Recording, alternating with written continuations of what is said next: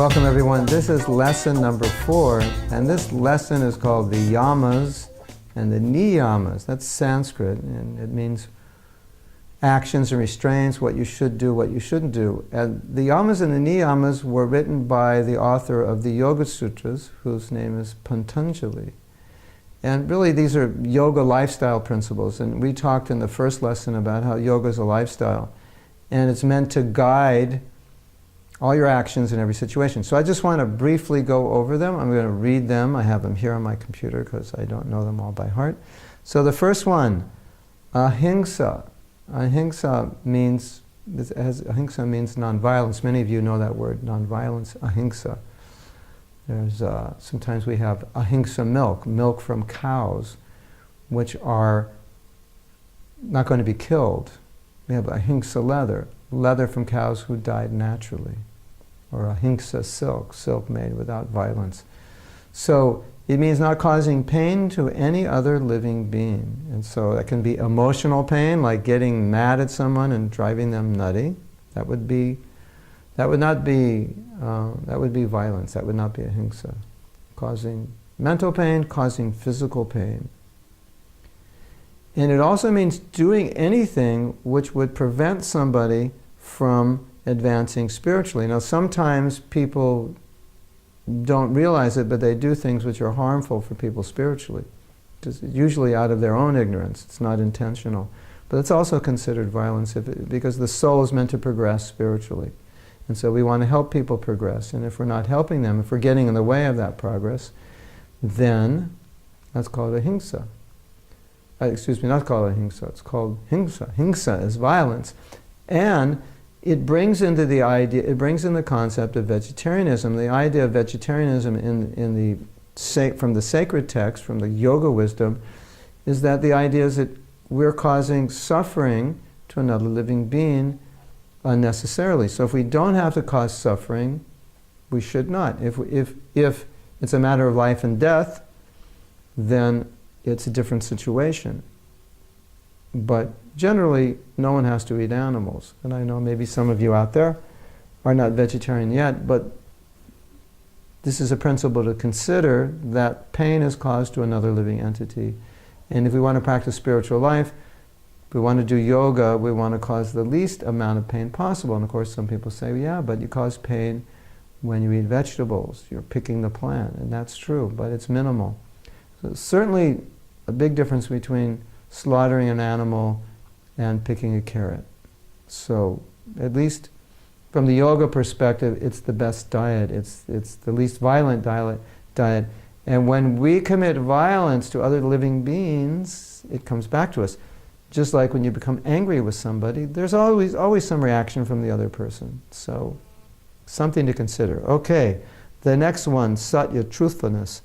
Not deceiving with thoughts, words, or actions. It also means not deceiving ourselves, because sometimes we're not truthful with ourselves about who we are, where we're at. And truthfulness in ordinary dealings with people helps maintain a higher consciousness. And if we're not truthful, if we're not honest, our consciousness tends to degrade. So that's the principle. It supports higher consciousness activity. It is a higher conscious activity, and it also supports it. And then you have not stealing. And not stealing, that seems like, well, it's just the 10 Commandments, but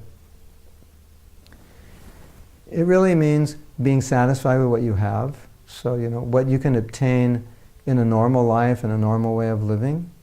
So be satisfied with that what comes to you. And, don't try to, sometimes we have what we don't need, and that's a kind of stealing also. We all have a lot of things we don't need. Actually, we have garage fulls of things we don't need. We have storage sheds of things we don't need. We have vans full of things we don't need. So yoga wisdom teaches us, if you live a little more simply, your life will be better. So that's the idea. And then you have brahmacharya, sexual responsibility. Now this is a difficult one for people in the Western world, because in traditional cultures and traditional times, people were very sexually restrained. And in our culture, we're pretty much the opposite. And even in America before the mid-60s, people were quite well restrained sexually. And then, the sexual revolution, hippie movement, and free love, free sex, and everything changed. But traditional yoga teachings, it's all about self-control. It's all about self-discipline. It's all about being in charge of your mind, your body, your senses. So it's connected, this self-discipline is connected to focus of the mind. And spiritual life means to be controlled from a spiritual position, because we're higher than the mind, we're higher than the body. And when you don't realize you're a spiritual being, you get very easily controlled by your mind and body and get pulled into situations that you maybe really wouldn't have wanted to be in if you had more control, or used your intelligence more, or had more self-discipline. So practicing spiritual life means to focus, to uplift yourself, and therefore sexual control is important. Now in the West, I could talk about this, and we'll talk about this more in the Yoga Wisdom class, but there's so much literature in the yoga journals about the power of sexual control and how it affects the body and mind, and it's also there in Ayurveda. It's not common knowledge to everyone. But just for now, understand that sexual restraint and any kind of sensual restraint gives you more concentration, more focus, more vigor, more power, more control in your life. And you'll actually be happier. Even though material, the media and material life is always pushing us to kind of be sexually out of control and sensually out of control and look at that as something good. It's not good. Okay, now we have aparigraha, non-possessiveness, or abstention from greed. And it means not coveting. And again, it means be satisfied with what you have. Live simply. Don't be jealous of what other people have. According to karma, accept what comes to you. This is my lot in life. Okay, I'm working, I'm trying to be successful, but this is what's coming now. Accept it. And don't go crazy. The new gadget comes out, the new phone comes out, and your neighbor has it, or your girlfriend has it, but you don't, and now you have to see a therapist just to be normal because you haven't got the latest phone. That's what it's coming to. It's insane out there. So a person practicing yoga, they accept what their karma brings, and they're happy with what they have. They appreciate what they have. It's not that it's wrong to have things, but at a certain point, it's like there's a threshold. At a certain point, if you get more, it doesn't make any difference. It just means you got more things to fix when they break down. And you need more space in your house to put them when you don't want them anymore.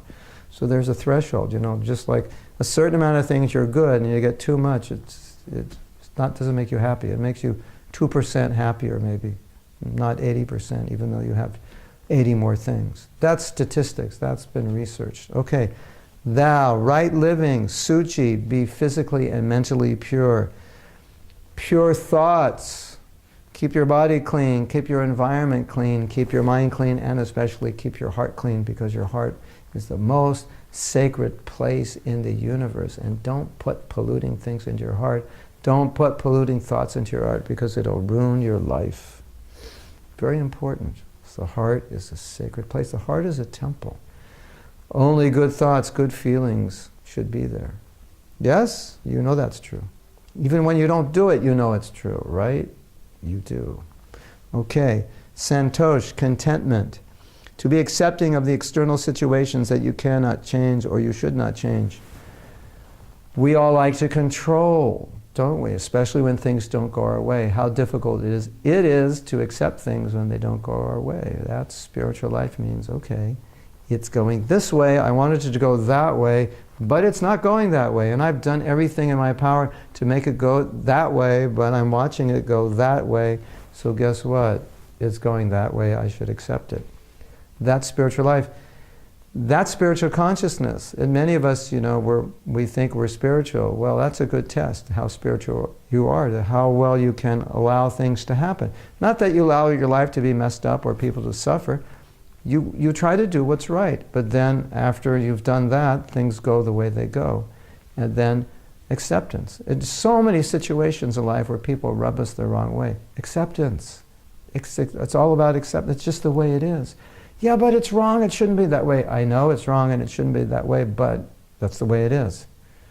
No, but I have to fight it. Yeah, so you want to put all this energy into fighting something that you can't change, and then you just become agitated and disturbed. And then how you can do your meditation and how you can be of service and uplift other people because you're down in the dumps. You're down on the ground. You're upset. So you have to accept certain things are going to be a certain way, even if they're not right.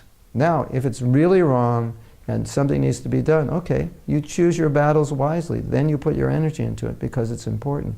But if it's every little thing in your life, it's not going your way and you want to change it, it doesn't work. You'll drive yourself crazy, if you haven't already driven yourself crazy.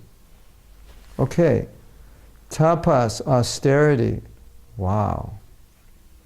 Accepting some difficulty. Why did I say wow? Because austerity means to accept some difficulty. Who wants to accept difficulty? Accepting some difficulty for spiritual progress if it's necessary. You make some sacrifice. Like in my spiritual practice, I do the practice of bhakti. So we rise early, some days we fast, we do chanting, and we do things that maybe are a little difficult sometimes, or maybe we don't always want to do it at a particular time. But it's very helpful in developing internal power, in internal focus, confidence, consent, ability to control and deal with situations. And it's very purifying spiritually. To make a sacrifice on a physical level, to forego some physical pleasure for spiritual upliftment. Now you're all listening to this and saying, I don't know if I want to do yoga. This sounds like, I just like the exercise, but this other stuff sounds difficult. No, it's actually difficult when you don't do it. You think about, it's like saying, I don't like to stop at red lights. It's too much control, I just want to be free. Yeah, so drive through the red lights, you'll end up dead. Restriction ultimately is freedom. Don't see it as something that you're being restrained from, but it actually opens up freedom because now you're more in control. Okay, what else is there? Swadhyaya. Swadhyaya means self-study. It means understanding you are. Contemplation of the topics we have been discussing. Who am I? Why am I here? What am I supposed to do? Where do I go after death? How do I prepare myself? This is self-study. This is what human life is for. This is what yoga teaches. This is like human life's an evolution. Through animal life, now we're human beings, we have intelligence. We can ask these questions. Dogs don't get around and say, hey, Fido, what's the purpose of life? And then Fido says, to get biscuits, right? No, they don't even go that far. Purpose of life for a dog is to eat and find a mate and find a good place to sleep in the sun, right? And get rid of the other dogs that bother him. But so human beings say, no, I don't think that's the purpose of life. There must be something deeper. They ask. So swadhyaya means to study yourself, who you are essentially, and what's your essential purpose. What we call dharma in Sanskrit, your essential nature. What is it and what do you do? And the last one is ishvara pranidhan, surrender of the self to God, to understand that you and I and all of us are not the supreme controllers. There's a higher power, a higher controller. Just like, look at the earth. The earth provides everything we need. The earth is called mother because she gives us food, and she gives us land for the animals to graze, and she supplies oxygen and water and rivers. Without Mother Earth, without air, without sun, how long could we live? Without air, how long can we live? What is it, 20 seconds, 30 seconds, maybe a minute? What is it? I think 2 minutes max, right? So how dependent are we on nature? And where does nature come from? Who created it? So it means understanding that I am not the supreme controller. I am under control of a higher power. Thank you for listening, and we'll be with you next week. Until then, have a good day, have a good week.